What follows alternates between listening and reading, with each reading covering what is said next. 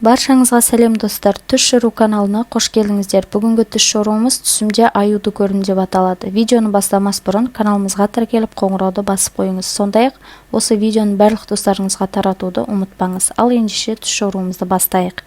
Егер бойда қыз түсінде аюды көрсе, ол қыздың рызық несібесінің артып, көп жақсылыққа қол жеткізетіндігін білдіреді. Сондай-ақ бойда қыз түсінде өліп жатқан аюды көрсе, басындағы қиыншылықтардан құтылатындығын білдіреді.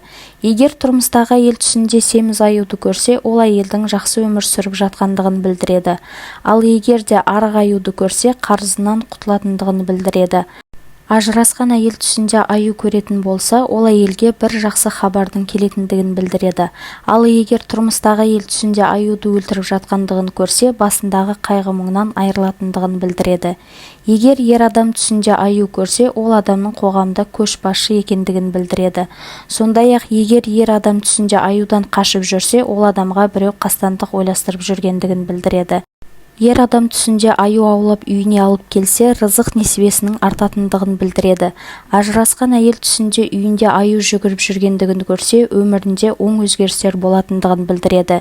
Егер де түсіңізде аюдың ақырып жатқандығын естісеңіз, адамдардың арасында үлкен беделге ие болатындығыңызды білдіреді.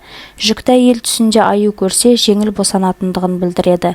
Достар, егер осы видеомыз ұнаған болса, лайк басып, комментарий қалдыруды ұмытпаңыз. Келесі видеоны өткізіп алмас үшін каналға тіркеліп қоңырауды басып қойыңыз. Сау болыңыздар.